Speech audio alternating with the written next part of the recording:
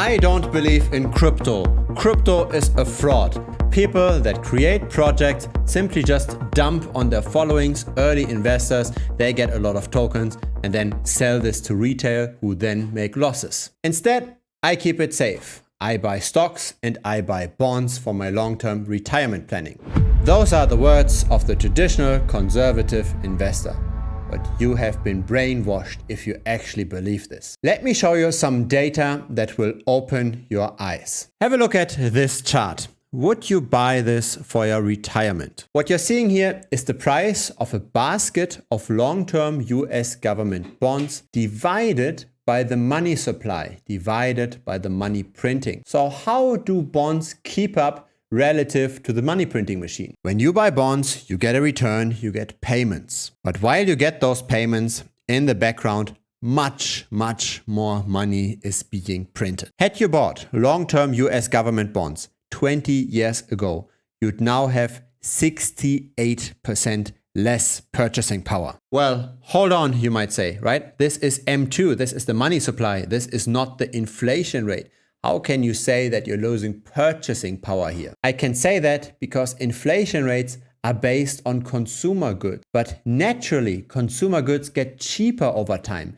It's easier and easier to build that TV. It's easier and easier to make that bread. So in nature, because of technological progress, consumer goods are deflationary. But some things are not deflationary, right? The house that you want to buy, the education that you want to buy, the medical expenses that need human labor, those kinds of things go up faster. Those kinds of things go up with the money supply. Now, how much does M2, the money printing, expand every year?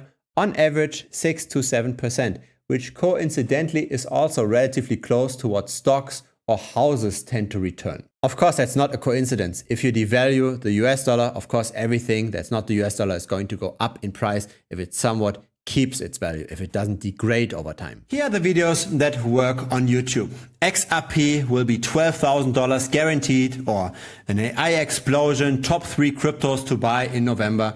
A lot of pushing of greed, that's what gets the clicks. What doesn't get the click is a tutorial on how to make backtests, on how to build those sheets that in the end figure out what historically worked well in the past. The backtest that I often show here on this channel. I still very much enjoy producing this kind of content though. I also share these kinds of sheets, but I don't do it on YouTube. It's rather a small circle. We are less than 100 people that signed up for premium. You also get direct access to me. Feel free to check it out. It's thebitcoinstrategy.com.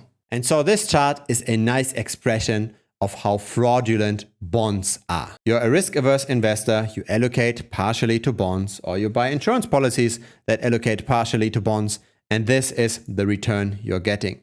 The money expands way faster than the value of your bonds. Now, of course, we did see an accelerated down movement recently because interest rates went up, but even before that, we were still on a very constant decline. Bonds cannot keep up, and that's intentionally so. Here's another thing a lot of people don't consider. This is the inflation rate of the US. And this looks very nice, right? We are close to 2% again. Everything has stabilized. The issue though is that inflation rate gets measured relative to the prior year. So an inflation rate of 2% simply means we are getting more expensive 2% relative to last year. Look at this chart. This is the prices aggregated.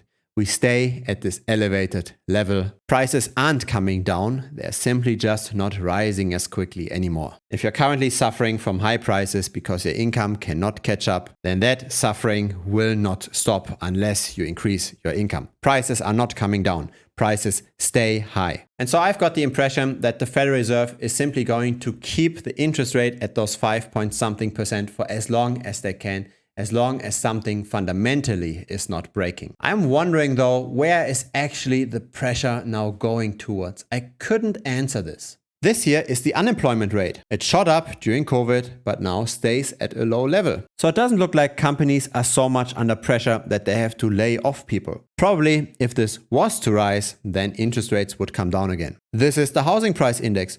Also, surprisingly, not coming down, even though financing is now so much more expensive. So now you need way more income to qualify for a mortgage for the same house. Here is the number of existing home sales. It's not necessarily high, but it's also not ultra depressed either. Here's the personal savings rate. Of course, went up sharply during the COVID handouts, and it's not at 10% anymore. But still, right, it's not negative. So those high inflation rates seem to not necessarily eat into savings. People say that high interest rates are problematic. They're problematic because house prices go down. They're problematic because companies can't find projects that get profitable because they finance very high. People say high interest rates are bad for consumer spending because now you have to pay much more for that car loan, for example. I'm wondering who's currently really struggling from those elevated interest rates. What is going to break first? Employment or company profit or valuations of commercial real estate or consumer spending? What is it? I don't find anything in the data. If you've got an idea, then please comment this down below, ideally together with a link to a chart that might look problematic. And of course, if it's your first time here, feel free to subscribe. I publish videos regularly. A like would be very much appreciated as well. There's also a free Telegram. Link is down below.